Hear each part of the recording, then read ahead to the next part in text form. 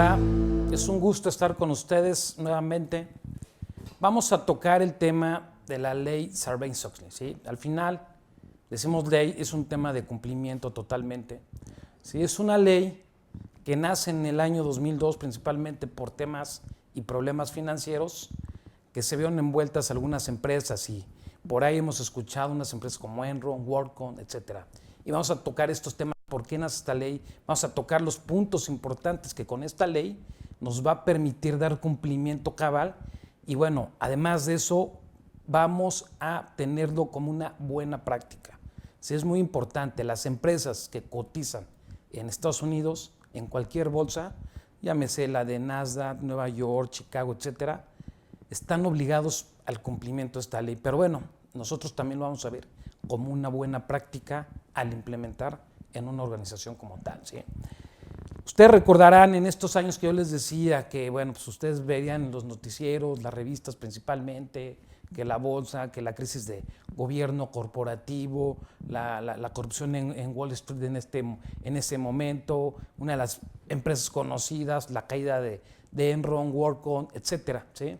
Bueno, esto dio crisis derivado porque no había una ley que asegurara la confiabilidad de la información financiera, ¿sí? Estas empresas o esta ley viene a atacar mucho la fiabilidad, es decir, que no haya fraude principalmente en la información financiera, ¿sí? Bueno, pues no había una ley que asegurara la confiabilidad de la información financiera, todo era básicamente la credibilidad a las organizaciones que tenía la autoridad. ¿Qué autoridad principalmente? Ahí en Estados Unidos la Securities and Exchange Commission, ¿sí? Algo muy similar a la Comisión Nacional Bancaria y de Valores aquí en México. ¿Qué más? No había un enfoque hacia la constante mejora del control interno. Bueno, pues yo siempre voy a las organizaciones, todo el mundo me dice, tengo control interno, sí, pero pues en las políticas el tema es la constante mejora, la actualización, la revisión, el involucramiento de la alta dirección, la testificación por un tercero para dar fe de que es cierto lo que estamos haciendo a veces en materia de control interno. Bueno, no existía, ahora bajo esta ley son temas que te empiezan a exigir. La alta administración de los grandes corporativos o gigantes no se preocupa por los temas de control interno y esa es la realidad. Lamentablemente se enfocan mucho en otros temas, a veces la venta, que la producción, pero no en el tema de control interno. Y esta ley, la ley SOX, al final es un sinónimo de control interno, ¿sí? Y lo vamos a estar platicando ahorita más adelante, porque esta ley, pues, al final, si tenemos controles internos, nos va a dar el día de mañana principalmente credibilidad en la empresa. ¿Qué más nos va a dar? Estabilidad principalmente. Bueno, ¿qué más? Falta de evidencia documental de control interno que se refleja en la información financiera de los grandes corporativos. Pues nosotros vemos, me presumen, voy a las organizaciones, oye, si tengo control, están en políticas, una que otra pruebita hacemos y bueno, pues eso no es documentación del control interno. Vamos a platicar 8 pasos que debe de llevar una buena documentación de control interno y eso en términos traducidos va a ser la efectividad al sistema de control interno, que es lo que se pretende buscar con la ley SOX. ¿Cuál sería en este caso la primera documentación? Tener el control interno documentado, llámese, existen 3 formas, a través de una matriz, a través de un diagrama o a través de, en este caso, narrativas o descriptivas. Pero esta documentación, ojo, se hace bajo un marco de referencia, un marco de control interno. El más seguido al día de hoy, COSO, por ejemplo, ¿sí? En este caso, COSO 2013 para control interno. Y este es otro tema que pues, ahí deriva cómo documentar. Pero ¿qué más? Hacer recorridos, los famosos walkthrough que dicen, en este caso, las personas de Estados Unidos. Nos piden recorridos para validar la información al día de hoy y principalmente para ver los riesgos también que tenemos. ¿Qué más? Que esto una vez se traduzca en políticas y procedimientos. ¿Por qué? Porque en las políticas y procedimientos vamos a tener la parte oficializada por la alta administración donde el control interno pues, es ley. ¿Sí? Y estas políticas va a ser un espejo de qué?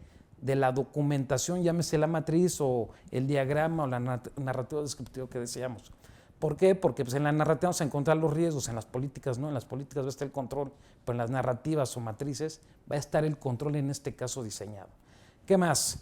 Como cuarto tema sería lo que es el testing o las famosas pruebas, ¿sí? Al control interno, que también tenemos que tenerlo documentado. Derivado de esta documentación, de este testing también, pues ¿qué va a derivar? Pues va a derivar un plan de remediación en su caso si existe. y este plan de remediación es donde vamos a encontrar las fallas al control interno como tal. Derivado de este plan de remediación, si en su caso existen, o si no existen, decir no hay, pero si existiera, de todas maneras se tiene que mandar ¿quién? A un director de finanzas y a un director general, conocidos en la ley Sarbanes como CEO o CFO. ¿Sí? ¿Qué van a hacer ellos? Ellos van a certificar el sistema de control interno en principalmente controles internos referenciados a la información financiera. Y estas dos personas, ¿qué van a hacer? Van a decir, pues bueno, se evaluó, existen políticas, está diseñado y ¿qué más? Pues no hay ningún fraude, ¿sí? En este caso importante, que conlleve que la información financiera sea fraudulenta. ¿Y a qué nos va a llevar? Pues que lo que se presenta financieramente es confiable. Esa es la famosa certificación. Después de esto, como paso 7 que vamos a necesitar por parte del CEO y del CFO, y eso en donde lo vemos, en los informes anuales principalmente, la declaratoria del control interno nos va a decir, mira, a este año, del 1 de enero al 31 de este año, el control interno es efectivo. ¿Y por qué? Porque lo soporta todo lo que hicimos atrás anteriormente. Sí, es la declaratoria, pero también va a venir un tercero, como 7 en este caso, a testificar prácticamente que el control interno que llevó la compañía, revisó, que documentó lo que decíamos, que hicieron los recorridos, existe la política, está el testing, las famosas pruebas, el plan de remediación, la certificación, la evaluación, pues nos va a llevar ¿a qué? A que exista el famoso carta de atestiguamiento por parte de un tercero. ¿Sí? Esos son los 8 pasos y eso es lo que nosotros llamamos la parte documental al control interno, y esto es lo que nos pide SOX con una combinación de un marco metodológico, en este caso el más utilizado al día de hoy, OSO 2013. ¿Sí?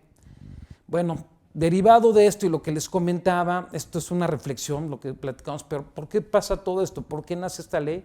Porque hubo vulneración de los niveles corporativos. Vamos a ver, un nivel corporativo tiene una estructura igual. Pues, ¿cuál es el primer nivel? Es el nivel de inversión, ¿sí? Que son los dueños, la asamblea de propietarios, accionistas. Luego tenemos un segundo nivel en gobierno corporativo, que es el nivel en este caso de administración, y van a estar el famoso consejo y los comités que intervengan como apoyo al consejo. Y el tercer nivel, que le llamamos de operación o de ejecución, que es la estructura típica de una organización, está la dirección general hacia abajo, ¿sí? Totalmente. Bueno, ¿qué pasó? Se unieron los principios corporativos, ¿sí? Principalmente en el segundo nivel, que es el de administración, donde el consejo pues tomaba malas decisiones o en su caso escondía. Pues ya vamos a ver ahí el caso de Enron, WorldCom. Realmente los que se ven involucrados en este proceso de malversar la información financiera fue el consejo de administración, ¿sí? Por eso nace esta ley, porque ya empieza a ser obligatorio. Pero bueno, esta ley, al final, ¿quién es el que va a estar obligado, la va a vigilar que se cumpla? Es la Security and Exchange Commission de Estados Unidos, comúnmente conocida como la SEC, así la conocemos. Es una agencia independiente del gobierno de Estados Unidos y tiene su principal responsabilidad primordial en hacer cumplir las leyes federales de valores y regulación de la industria de valores, ¿sí? Principalmente. La SEC fue creada por el artículo 4 de la Security and Exchange, ¿sí? En 1934, comúnmente como la ley 1934, pero derivó de una ley de 1933. Bueno, esta autoridad, ¿sí? Principalmente a la SEC se la otorga el Congreso de Estados Unidos, ¿sí? Y bueno, pues ellos tienen acciones civiles, es principalmente contra las personas o empresas acusadas de haber cometido un fraude contable. ¿Qué más? Proporcionar información falsa. Cuando participen en operaciones con información privilegiada, cuando existan otras violaciones a la ley de valores, y bueno, la SEC trabaja comúnmente con otros organismos de aplicación de la ley. Uno de ellos, como bien sabemos, es el Departamento de Justicia, el famoso Justice of Department, ¿sí? El HUD, conocido allá en Estados Unidos, ¿sí? Es el que va a ayudar a que se apliquen también estas leyes. La SEC regula todas las compañías públicas de Estados Unidos, es decir, si yo cotizo en una bolsa de Estados Unidos, cualquier bolsa, bueno, pues va a tener mi regulador, que en este caso va a ser la SEC. ¿Y qué va a hacer? ¿O cuál es su objetivo principal? Garantizar que todos los inversionistas tengan acceso a información confiable. ¿Qué más? Exige hacer auditados por contadores independientes, y esto deriva de la ley de 1933. Y bueno, establece políticas básicas de independencia, y el 30 de julio del 2002 promulga la ley Sarbanes-Oxley, sí, totalmente. Bueno, pues como veíamos, es una ley federal, va en respuesta a escándalos financieros principalmente que hicieron caer la confianza de la opinión pública en los sistemas de contabilidad y auditoría. Y principalmente, bueno, pues en la contabilidad, la credibilidad de lo que se presentaba y de qué más, del auditor, de los, en este caso, los que revisaban. Eso fue principalmente lo que dio nacimiento a esta ley como tal. La ley toma el nombre pues, del senador Paul Sarbanes, que fue demócrata, y el congresista Michael J. Oxley, republicano. Bueno, pues es decir, ellos prepararon esta ley, la promulgaron, pero bueno, por eso le decimos la ley Sarbanes-Oxley, porque viene principalmente de los apellidos de estos o estas personas, estos congresistas. Y fue aprobada por amplia mayoría, tanto en el Congreso como en el Senado, es decir, pues le llaman una ley fast track, ¿sí? Principalmente, como vemos, bueno, pues el caso Enron fue en enero del 2002, el que vino a dar el debacle fue WorldCom en mayo. ¿Qué pasa? 2 meses después, esta ley la sacan, es decir, es una ley que fue aceptada por amplia mayoría en este caso, y bueno, pues esta ley, pues al final, al día de hoy, es la buena práctica que existe en materia de control interno para, en este caso, ver la efectividad de los sistemas de control en la información financiera. Sí, esta pues, se le conoce como una ley de responsabilidad corporativa principalmente, y en el acto pues, en su momento estuvo el presidente George Bush, en este caso con los senadores que hicieron esta ley, el congresista Sarbanes y el congresista Oxley principalmente. Bueno, el objetivo general de esta ley pretende restaurar la confianza de los inversionistas a través de mecanismos que mejoren que el gobierno corporativo, las organizaciones, lo que les decía, sus consejos, sus comités, etcétera, establezcan una conexión, en este caso, entre dicha organización y su gobierno corporativo. ¿Y qué más? Las actividades de control realizadas a nivel operativo. Pues como vimos y observamos estos controles o donde hubo la manipulación, pues fue todo el ciclo financiero. Y bueno, principalmente pues, es donde nos enfocamos a ver que estos controles existan a nivel actividad de control en cada uno de los ciclos financieros que tiene la organización. Bueno, ¿a partir de cuándo fue aplicable esta ley? Esta ley fue aplicable principalmente el 30 de julio del 2002, ¿sí? Para las empresas que eran americanas, ellos tenían que estar o ya haber cumplido durante el 2004. Las empresas extranjeras, en este caso, llámese, si venían de México, venían de Australia, venían de Alemania, tenían que estar listas para el 2005. ¿Y a quién aplica? Bueno, pues ya decíamos, aplica a todas las compañías que cotizan en la Bolsa de Valores de Estados Unidos, incluida la tenedora y sus subsidiarias. Esta ley se compone principalmente de 11 títulos. Nosotros, para entender esta ley aquí si lo comparamos con una ley mexicana, pues son los famosos capítulos o los apartados. Allá le llaman títulos. Esta ley se compone de 11 títulos. Uno de estos títulos principales es el 1, que es, se establece el PSOB, es el famoso Public Company Accounting Oversight Board, es la Junta de Vigilancia sobre la Contabilidad de Empresas Públicas, es decir, es el auditor de los auditores. En otras palabras, es el que viene a revisar a las firmas de auditores en el cumplimiento, ¿sí?, de lo que tiene que ver cuando ellos hacen el famoso atestiguamiento al control interno, a la efectividad. ¿Qué más? El título 2 habla sobre la independencia del auditor, el 3 sobre la responsabilidad corporativa, el 4 habla sobre la responsabilidad, revelaciones financieras mejoradas, el título 5 conflictos de intereses, el título 6 todo lo que es la Securities and Exchange Commission, recursos de autoridad, el 7 de qué es lo que es estados y reportes, el 7, el 8 es contabilidad de fraudes corporativos y criminales. Y el 9 habla sobre la mejora, la condena de crímenes de cuello blanco. Bueno, pues aquí vamos a encontrar las sanciones principalmente a las que van a ser sujetas, en este caso las personas físicas, llámese el CIFO, si no cumplen con esta ley. Vamos a verlo más adelante, son sanciones, la verdad, muy, muy fuertes. ¿Qué mal? Devoluciones de impuestos corporativas y contabilidad y fraudes corporativos, el título 11. Bueno, pues el título 1, de manera general, refiriéndonos a la sección 102, 103, habla sobre criterios de auditoría, donde se crea el PSAB, y bueno, es la autoridad. ¿Quién es el PSAB? Es la autoridad para fijar criterios de auditoría, control de calidad y ética en la profesión. ¿Pero en dónde? En la profesión de los auditores. Como ustedes bien saben, pues cuando esta ley nació, pues ¿quién era el auditor previo para Enron WorldCom? Pues fue Arthur Andersen, bien sabido, conocido, ¿no? Públicamente, pues lo podemos ver en los periódicos, las noticias. ¿Qué sucede? Bueno, este organismo fue el que le quitó su registro totalmente para operar a Arthur Andersen en su momento, ¿sí? Bueno, es la autoridad, también te dice que los papeles que prepara el auditor deben de estar por 7 años resguardados. Y te dice que en la descripción de cada informe de auditoría que realice el auditor con respecto al funcionamiento del control interno de la entidad auditora, ¿sí?, debe de describirse claramente cómo se llevó a cabo. Y eso lo refiere principalmente a uno de los apartados, que es la sección 404. Si vamos a tocar entonces, están escuchando la palabra secciones. La ley SOX se compone principalmente de secciones, así se le conoce, que nosotros en una ley mexicana sería lo similar a un artículo. Si yo le refiero el título 1, bueno, pues es todas las secciones 100, las que tenga, título 2, 200, título 3, 300, título 4, 400. Bueno, aquí hay 3 secciones principalmente, ahorita estamos tocando una, pero es la 302, 404 y la 906, que es las que vamos a tocar más adelante. Bueno, el título 1, refiriéndonos a la sección 4, tabla de inspección de los despachos contables públicos, y te dice, las inspecciones de los despachos contables públicos registrados que suministran regularmente informes de auditoría para más de 100 entidades emisoras serán llevados a cabo anualmente. Las restantes serán llevados a cabo con una frecuencia no menor una vez cada 3 años. Dice la SEC y tanto el PCAOB, en este caso el Public Company Oversight Board, podrán solicitar una inspección especial de un estudio en cualquier momento.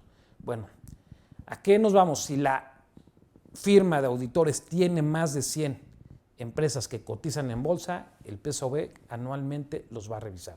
Si tienen menos de 100, ¿qué quiere decir? Que van a tener una revisión cada 3 años. Pero ojo, también puedes tener una revisión en cualquier momento. Y esto puede llevar principalmente, pues puede ser a través de una denuncia, por ejemplo, sí, principalmente. Pero bueno, el 105, hablando, refiriéndonos al 105, ¿cuáles son las sanciones que van a tener estos despachos si incumplen con esta ley? Bueno, pues de entrada, la más crítica, la suspensión o anulación del registro. Eso fue lo que le pasó a Arthur Andersen, como bien les comentaba hace rato, ¿sí? Y eso es lo que todas las firmas tiemblan en su momento. ¿Por qué? Porque pues, la importancia es el cumplir. ¿Qué más? La suspensión e impedimento de una persona en formar parte de futuras asociaciones con despachos contables públicos registrados. Es decir, si un socio trabaja en una firma y se ve afectado el día de mañana, ya no puede trabajar en otras firmas, que en este caso de empresas que cotizan en Bolsa de Estados Unidos. ¿Qué más? La limitación temporal permanente en actividades, funciones, operaciones de dichos despachos. Sanción civil monetaria, que ya eso ya lo define en este caso el PCAOB, y censura ofrecer ciertos servicios a la firma en este caso, ¿sí? Y como ven, pues la más crítica es lo que tiene que ver con anulación del registro. Bueno, hablando, eso es forma general, el 101 vamos a hablar del título 1 vamos a hablar del título 2, también general, sección 201, que te habla de las normas que regulan la independencia de los auditores, servicios incompatibles con la práctica de auditoría, ¿sí? Te dice la 201, te dice, bueno, ¿cuáles son los servicios que no puede prestar un auditor? Tenería de libros y otros servicios relacionados a los registros contables o estados financieros o clientes de auditoría. Es decir, no soy tu contador, o eres el auditor o eres el contador, no puedes jugar los dos roles. Diseño e implementación de sistemas que tengan que ver con la información financiera o un impacto en la información financiera. Evaluación de servicios, opiniones imparciales o contribución a informes, servicios actuariales, servicios de auditoría interna, funciones de gerencia o recursos humanos que lleven proceso de la nómina, contrataciones, etc. Si una firma presta esos servicios, servicios legales y servicios de peritos no relacionados a la auditoría.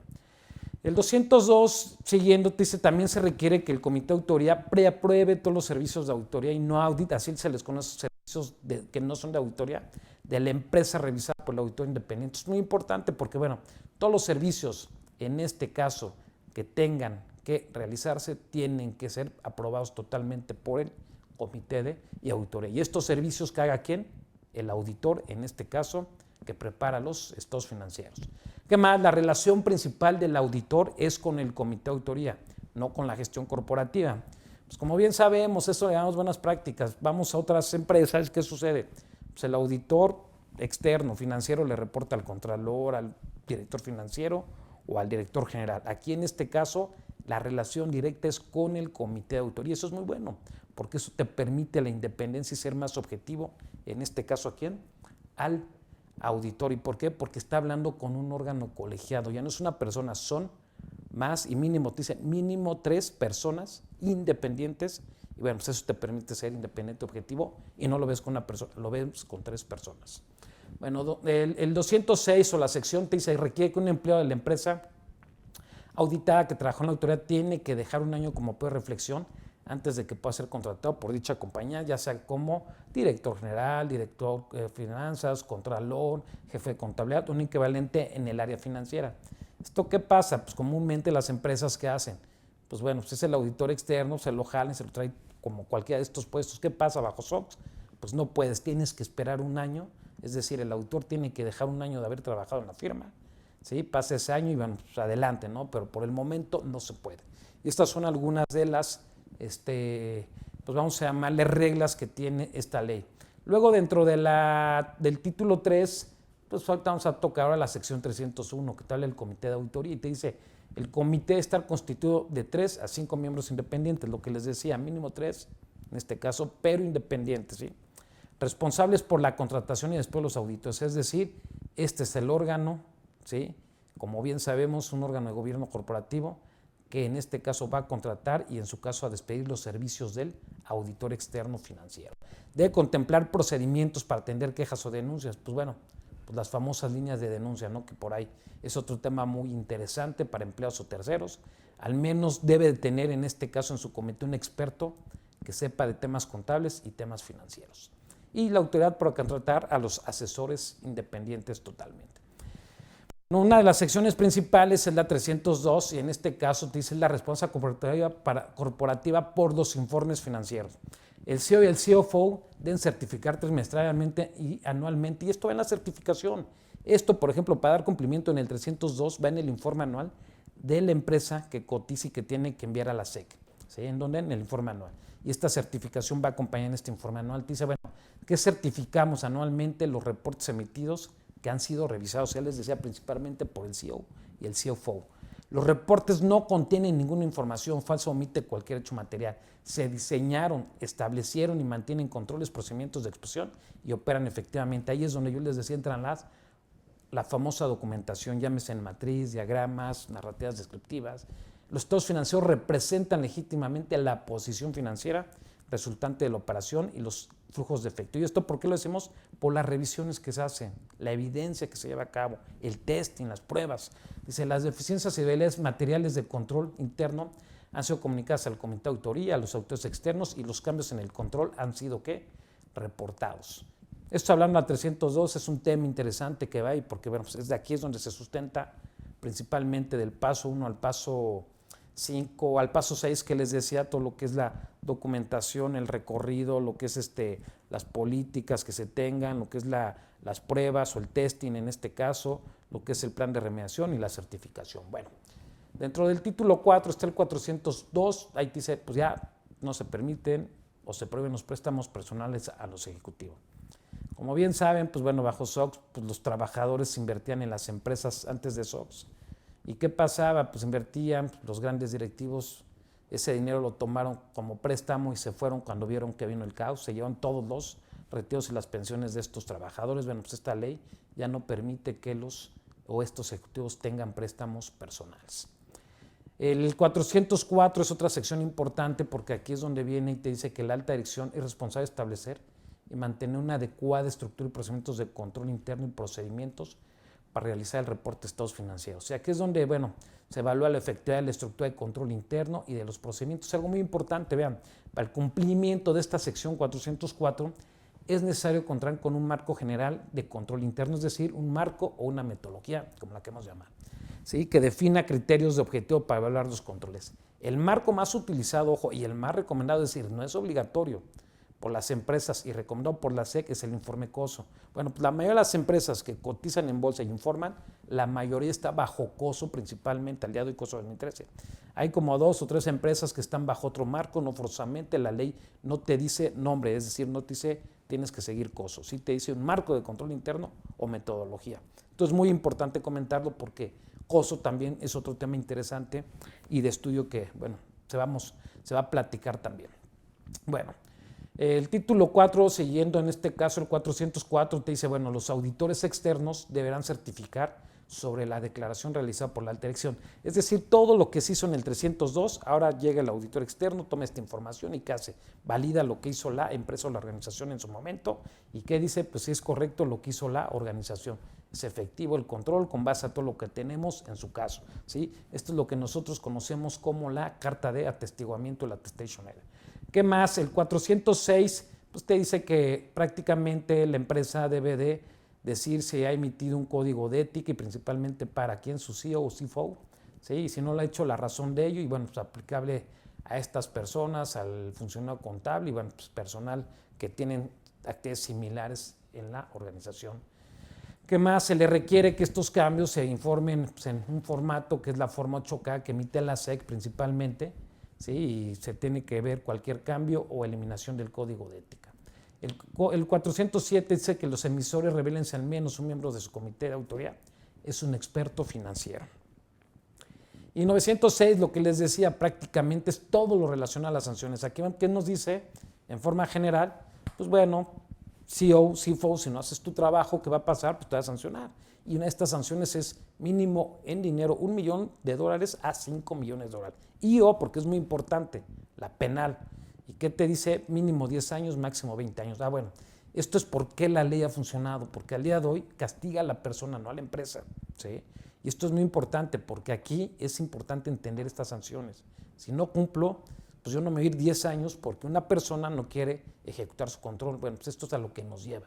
Y es muy importante conocerlo y más para los responsables del sistema de control interno y esto los lleva a que se involucren en este proceso. Bueno, pues ya prácticamente para terminar, lo que es SOX ha cambiado mucho, es un paradigma al día de hoy, estableció un nuevo régimen en la responsabilidad de las empresas, les vino a cambiar la forma de pensar en materia de control interno, establece claramente estas responsabilidades al comité de autoría, al CEO, que es el director general, al CFO, director financiero en niveles mayores.